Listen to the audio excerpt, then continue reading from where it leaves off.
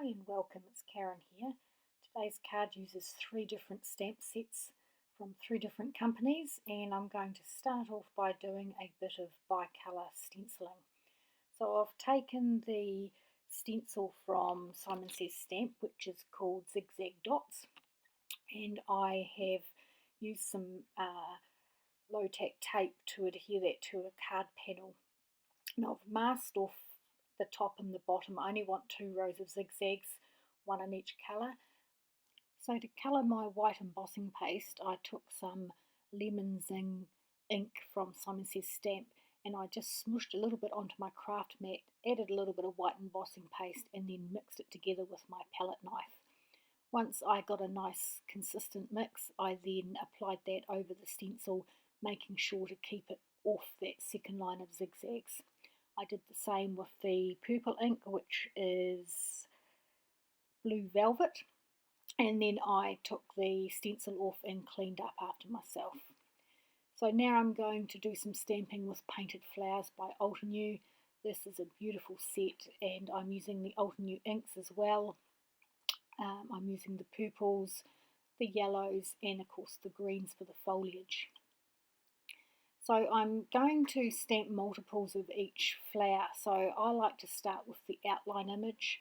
So I'm stamping the outline image, and then I'm going to flip the cardstock around and stamp it again without moving the stamp. This way I can get 2 of each flower without having to peel off the stamps each time.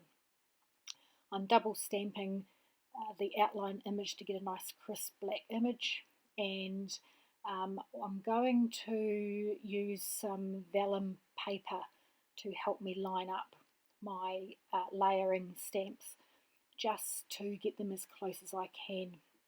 And I always use that key that is provided by Altenew. It's so helpful for knowing where to line up the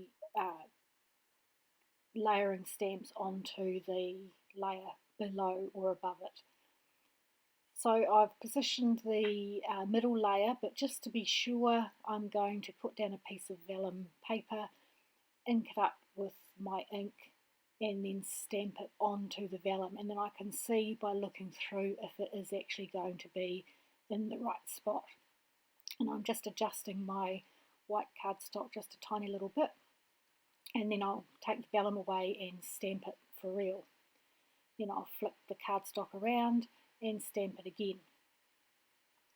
So I do this with each layer and each flower until I've finished stamping. And I always refer back to the key and where those points are meant to line up. So this is the purple flowers, and for the purple flowers I use Soft Lilac and Lavender Fields ink and Deep Iris. So this one is the 2 darker colours, Lavender Fields and Deep Iris, and then I stamp another couple of flowers using the lighter colours. So I'm not going to make you sit and watch me stamp all the flowers. I'll skip right to the end where I'm just putting the last of the green onto the leaves. I then flip my cardstock around and stamp a couple of yellow roses. So not hard to do, didn't take very long at all, and such a pretty result at the end. So after I finished stamping, I cut them out with the coordinating dies, and then I went and got my Caffeine Addict set by Sugar Pea Designs, and I am stamping the Coffee Bean Heart with Altenew's Espresso ink, and I go over that 3 times to get a nice dark impression.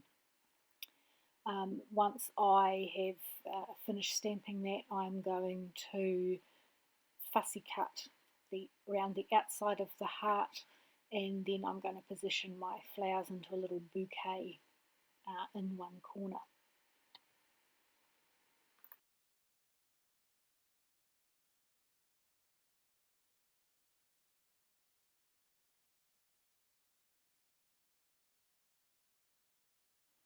So now I get out my scissors and I fussy cut around the outside of this coffee bean heart. So I'm just leaving a little white border around each of the beans, and it didn't take too long, went reasonably quickly, and I've now finished cutting that out and I have set it aside. The stencil paste, the embossing paste is now dry, so I'm going to put my card together. I realise I don't like the heart with the inside still intact, so I take to it with my scissors and fussy cut around the inside as well, which was a little bit more tricky and took a wee while, but I think was worth it in the end. So I've used some Glad Press and Seal to arrange my flowers how I like them into a little bouquet, and now I'm just going to find somewhere appropriate to stamp my sentiment, which comes from the Better With You set by Verve. So I do spend a little bit of time fussing around where to put my sentiment. I do like having my sentiment up with the images and have everything all grouped together, but trying to fit it on proved a bit challenging. So I did have to mess around a little bit until eventually I did find a way that it worked and gave me a layout that I was happy with. Once I found the spot for my sentiment, I got my Misty out so I could stamp it nice and straight, and stamped it with black ink. I was actually going to stamp it with the blue velvet ink, but decided that I would bring in a little touch of black to round out the design. So once I stamped my sentiment, I then just had to position all the elements on the card. So I'll leave you to watch that for the next minute or so. Thanks so much for joining me, and I'll catch you next time.